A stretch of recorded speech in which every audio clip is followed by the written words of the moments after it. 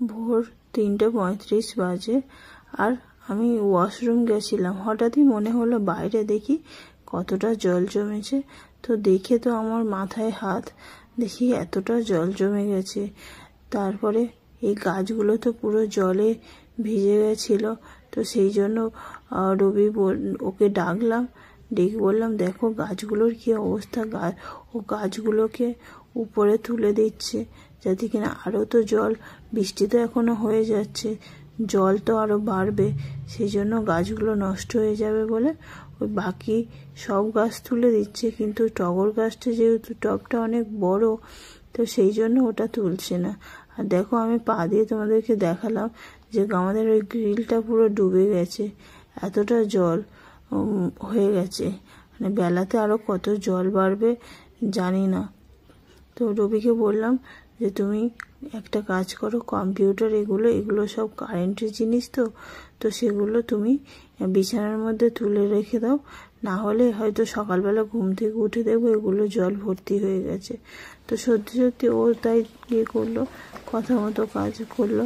সেই কম্পিউটারগুলোকে সব, কম্পিউটারের মানে সিপিইউ এগুলো আর ইউপিএস সমস্ত সব বিছানার মধ্যে প্রিন্টার সব তুলে রাখলো। আর আমি শোয়ার সময় আমি দরজার মধ্যে নাইটি একটা ছেঁড়া ছিল, তো সেটাকে দিয়ে রাখলাম।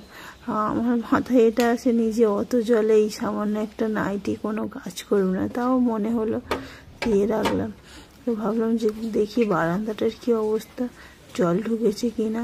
তো বারান্দাতে গিয়ে দেখলাম বারান্দায় তখনও জল ওঠেনি, কিন্তু বেলার দিকে উঠে যাবে, কিন্তু ঘরে যে এত জল ঢুকবে তখন আমি ভাবতেই পারিনি। এই যে বারান্দা প্রায় ডুবো হয়ে এসছে, মানে বারান্দায় প্রায় জল ঢুকবে। আর কালকে রাত্রে বাসনগুলো খেয়ে আমি রাত্রে বাইরে বাসন যেমন বের করে রাখি তেমনই রেখেছিলাম, ভাবতে পারিনি যে এতটা জল জমে যাবে, এরকম জল জমবে। আর এই টগর গাছগুলোকে ঝড় হবে ভেবে আমি এখানে রেখে দিয়েছি, কিন্তু যদি জানতাম যে এতটা জল জমবে তাহলে আমি বাসনগুলোকে কখনো আমি বাইরে এখানে নামিয়ে রাখতাম না। তো যাই হোক, তারপর রেখে আমরা শুয়ে পড়েছিলাম। কি যে বাজে পরিস্থিতি চলছে, মানে আমি বলে বোঝাতে পারবো না। এরকম পরিস্থিতির সম্মুখীন আমি জীবনে হইনি। মানে এরকম জল উঠে যাওয়া, ঘরের মধ্যে জল ঢুকে যাওয়া করা, কোনোদিন এই পরিস্থিতির সম্মুখীন হয়নি। এখানে আসার পরে এখানে এসেছি 1 বছর, প্রায় 2 বছর হতে যায়, কিন্তু তারপর এরকম বড় কিছু ঝড় টড় বা এরকম কিছু হয়নি। গেট মানে রাস্তাতে জল জমেছে ঠিক আছে, ঘরের মধ্যে এই 2 বছরে এই ফার্স্ট টাইম ঢুকলো। তারপরে এর আগেও তো কখনো এরকম বাড়ির মধ্যে জল ঢুকতে দেখিনি। এত বাজে পরিস্থিতি হয়ে গেছে। রান্না করলে আমাকে জল লাগবে সবজি টবজি ধোয়ার, সেই জলটাও আমি ফেলতে পারবো না, কারণ চারিদিকে জল ভর্তি। তারপরে ওয়াশরুম তো যাবো, অ্যাটলিস্ট স্নান করতে পারবো বলে আজকে মনে হয় না। স্নান করলেই জলটা চলে আসবে, অলরেডি ওয়াশরুমে জল জমা শুরু হয়ে গেছে। এত বাজে পরিস্থিতি, মানে কি বলবো, এখন পরিস্থিতির সম্মুখীন কোনোদিন হয়নি। এটা অবশ্য আমরা যখন কিনি তখন জানতাম না যে রাস্তায় জল জমে, জানতাম ঘরের মধ্যে এরকম জল জমে জানতাম না। তারপরে সব থেকে বড় ফল্ট, যখন কোথাও কিছু কেনা হয় আশেপাশে চারিদিকের লোকের থেকে একটু খোঁজ নিতে হয়, সেটা আমার বরের অভ্যাস নেই, তার ফলে আমাদেরকে সাফার করতে হচ্ছে। না খেয়ে একটু মুড়ি ভিজিয়ে খেয়ে বা অন্য কিছু খেয়ে থাকা যায়, বাথরুম না গিয়ে আমি কি করে থাকবো, মানে কোনো মানুষ থাকতে পারে কিনা ভাবা যায় না। বাথরুমেও জল জমে গেছে। তোমার বারান্দাটা অলরেডি বারান্দায় জল ঢোকা শুরু করে দিয়েছে। ওই সামনের গেটটা দিয়ে সামনের ঘরটাতে জল একদম পুরো লেভেলে হয়ে গেছে, ও আর একটু বৃষ্টি হলে জল ঢুকে যাবে। আর এটার সব থেকে বড়ো সমস্যা কী বলতো, যেহেতু এটা নিচু জায়গা, অন্য বৃষ্টিটা যে একটু থামে অন্য জায়গার জলগুলো এখানে এসে চলে আসে, এটাই হচ্ছে সব থেকে বড়ো সমস্যা। কি ভয়ঙ্কর পরিস্থিতি। পাম্প আছে, পাম্পগুলো চালিয়ে দেয় তো ভালো, পাশে পুকুর আছে, অ্যাটলিস্ট কিছুটা জল পুকুরে গিয়েও পুরো পুকুরের জল তো থাকে না, সেটা পাম্পও চালাচ্ছে না। এই যে বারান্দাটা দেখছো, এই যে পা ডুবে যাচ্ছে।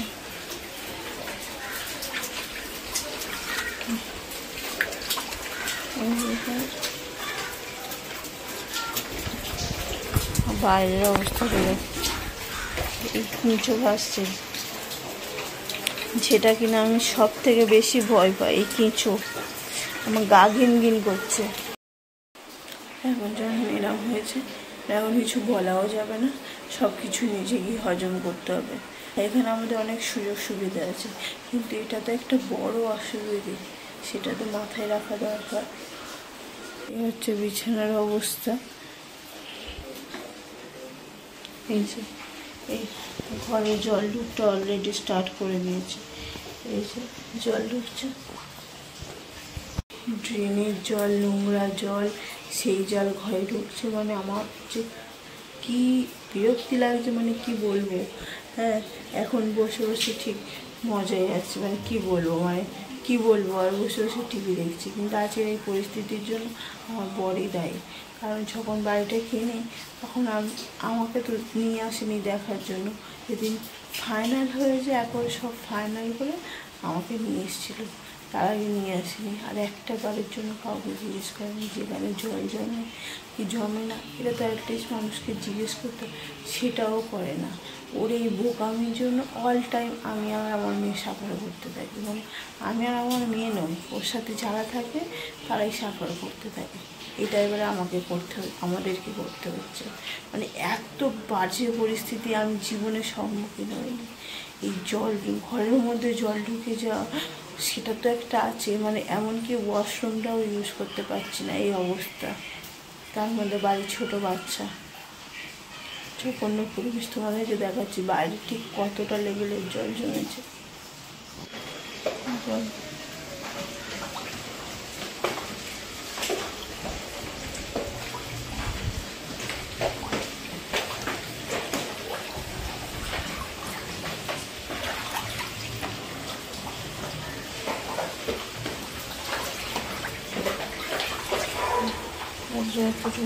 বাকি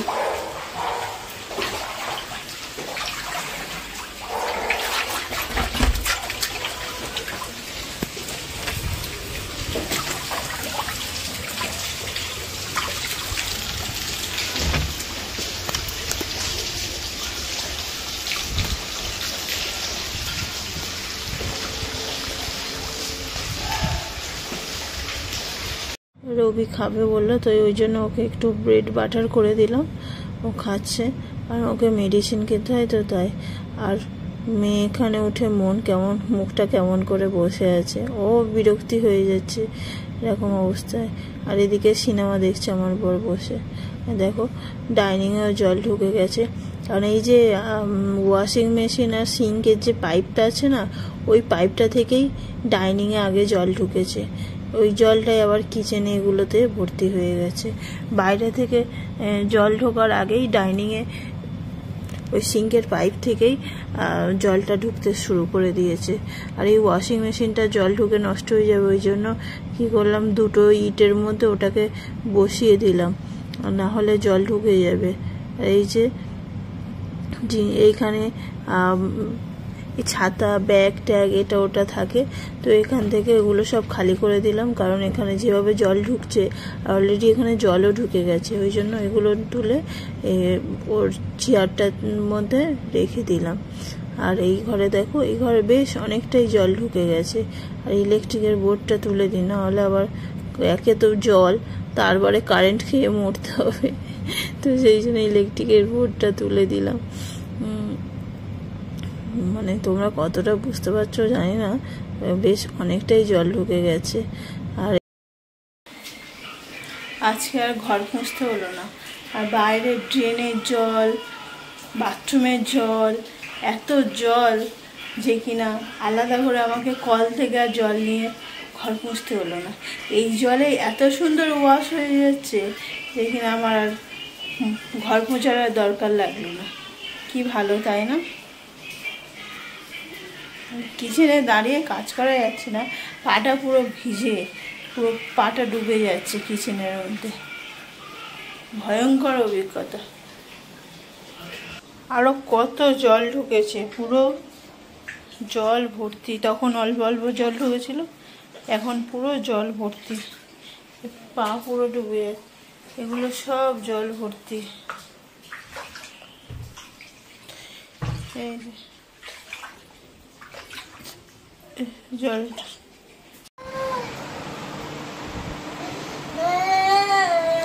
কেমন লাগছে?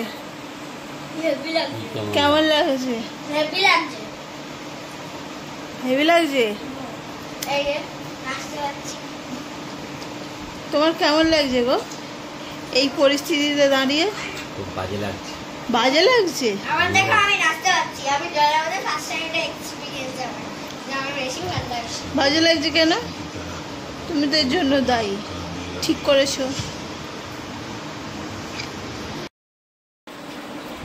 আমি শুধু ওই দিনের কথা ভাবছি যেদিনকে জলগুলো পুরো নামবে, কতটা জল আরও উঠবে বুঝতে পারছি না। আর আমি শুধু ভাবছি জলটা যখন নেমে যাবে তখন আমার কি পরিমাণ খাটনি হবে। এই পুরো ঘরটাকে আমাকে ধুতে হবে, পুরো ঘর।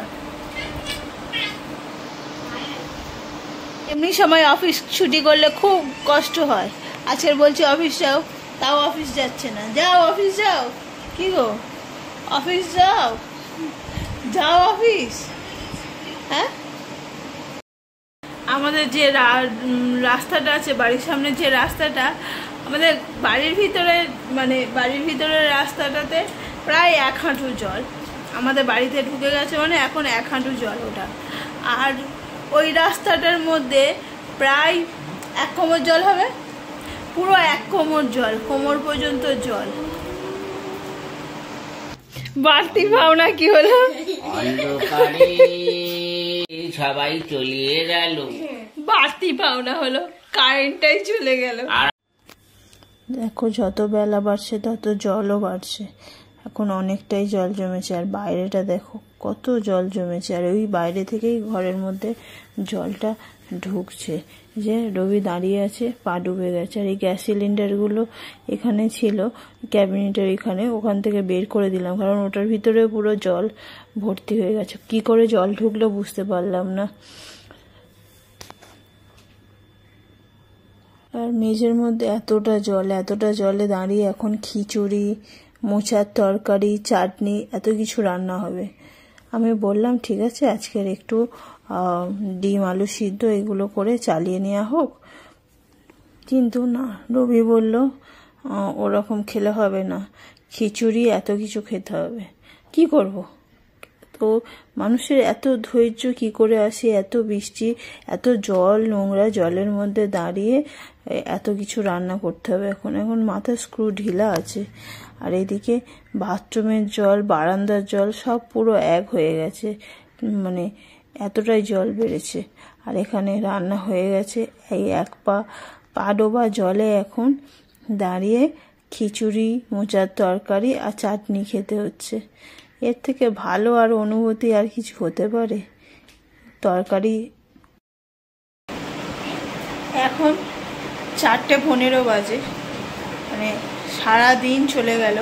সেই সকাল থেকে, ভোরবেলা তো বারান্দাটা ঢুকেছিল, আর সকাল থেকে ঘরের মধ্যে জল ঢোকা শুরু করেছিল। 4:15 বাজে, সেই সকাল থেকে জল তো কমার নামই নেই, উল্টে জল বেড়ে যাচ্ছে। মানে আমাদের এই বক্স খাটটা ম্যাক্সিমাম ফাঁকা করে দেওয়া হয়েছে, ক্যামেরা, লাইট, ব্যাগ ট্যাগ সব থাকে, ম্যাক্সিমাম ফাঁকা করে দেওয়া হয়েছে। আলমারিটা, এই ঘরের আলমারিটা ফাঁকা করা হয়নি, ওই দিকের আলমারিটা তো ফাঁকা করেছি, তোমাদেরকে দেখালাম। মানে বুঝতে পারছি না আর কতক্ষণ এরকম জলের মধ্যে আটকে থাকতে হবে। রবি তো আজকের অফিস যেতে পারেনি, মানে অসম্ভব ব্যাপার। ঘরের মধ্যে এতটা জল, রাস্তায় তো পুরো 1 কোমর জল। 1 কোমর জলে জামা কাপড় পরে কী করে যাবে? তো সেই জন্য ও অফিস যেতে পারেনি। তার মধ্যে খাবার আইটেম খিচুড়ি, চাটনি আর হচ্ছে মোচার তরকারি। দেখি তোমরা কে কেমন আছো, আমাকে যদি পারো জানিও। আমার অবস্থা এই, এখন ঘরবন্দি হয়ে থাকতে হবে, কতক্ষণ থাকতে হবে বুঝতে পারছি না। জল, বৃষ্টি যদি কমে যায়, অলরেডি পাম্প বসিয়ে দিয়েছে, বৃষ্টি কমে গেলে তাহলে জল নামা শুরু করে দেবে। মনে হচ্ছে একটু হয়তো কমেছে জলটা, একদম একটু, এরকম এতটুকু মনে হচ্ছে কমেছে। এখন তো এতটা জল কমতে সময় লাগলো, তারপরে কোথায় জলটা ফেলবে, চারিদিকে তো জল ভর্তি, সেটা একটা কথা। চলো দেখি, যেমন যেমন থাকবো তোমাদেরকে জানাবো। আমি খেয়ে দেওয়া সারাদিন আর ভাল লাগছে না, সেই সকাল থেকে এই জল জল এই করে টেনশান, এটা বের করো, ওটা তুলে রাখো, সেই করো সেই করো। তবে এবারে শিক্ষা হলো, পরের বারে বিছানাটাকে চেষ্টা করবো ইট বা কিছু দিয়ে, 4 কোণে 4টে ইট বা কিছু দিয়ে উঁচু করে রাখা, যাতে জল যদি ঢোকেও তাহলেও মানে বিছানার এই খাটের ভিতর থেকে জিনিসপত্র যাতে বের করতে না হয়। বা আমার মেয়ের পড়ার মানে টেবিলটা যেখানে বইপত্র থাকে সেটা অ্যাটলিস্ট না জলে ভেজে, বা ওর কম্পিউটার টেবিল, আলমারি, হ্যাঁ ফ্রিজ তো স্ট্যান্ডের উপরে আছে, কিন্তু ওয়াশিং মেশিনটার একটা স্ট্যান্ড কিনতে হবে, বাদ বাকি জিনিস দেখতে হবে, যেগুলো যতটা পারা যায় উঁচু করে দেওয়ার জন্য। এখন রাত 10টা, 10:30, 11:45 মতো বাজে, আমাদের ডিনারও হয়ে গেছে। আর এদিকে জল ম্যাক্সিমাম নেমে গেছে, আর বাকিটা এরকম মানে ঝাঁটা দিয়ে ঝাড় দিয়ে দিয়ে চেষ্টা করছি বাইরে জলটাকে বের করে দেওয়া, মানে যতটা পারা যায় সেটা করে রাখার চেষ্টা করছি। কারণ রাত্রে আর ঘর টর ধোয়া করা এইসব কাজ করা যাবে বলে মনে হচ্ছে না, জল তো এখনো অনেকটাই আছে, জল একটু একটু করে নামছে, অনেকটাই জল নেমে গেছে। তো ওই জন্য কী করছি, জলটা একটুখানি আর বাকি আছে, ওটা কিছুক্ষণের মধ্যে শুকিয়ে যাবে। ডাইনিং এইসবের জল চেষ্টা করছি যতটা ঝাড়ু দিয়ে দিয়ে বের করা যায়। অলরেডি অনেকটা পরিষ্কার হয়ে গেছে ঘর। এই যে এখানে সব এই ফার্নিচারের নিচে এই নোংরাগুলো সব বেরিয়েছে।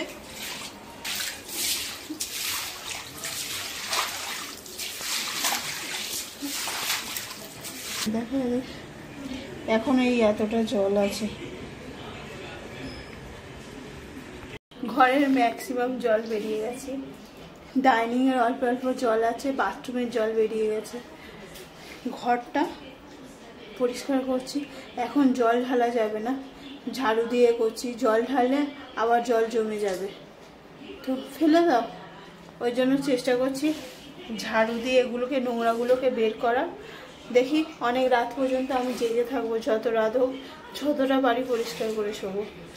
ওরা শুয়ে পড়বে, আমি জেগে থাকবো, মানে এরকম নোংরা ঘরে আমি অন্তত থাকতে পারবো না, আমার সারা রাত ঘুম হবে না। এমনিতে কালকে সারা রাত বলতে 3:30টার পর থেকে আমার ঘুম হয়নি, এমনিতে শুয়েছি অনেক রাত্রে, প্রায় 1টা নাগাদ, তো 3:30টার পর থেকে ঘুম হয়নি। তো চিন্তা দেখার পরে যে ওরকম জল ঢুকছে, এরকম জল জমে গেছে, দেখার পর থেকে আমার টেনশানে হয়ে গেছে। দেখি কতক্ষণে সব পরিষ্কার করে উঠি। কী অবস্থা হয়েছে দেখতে হচ্ছে, ঘেমে একদম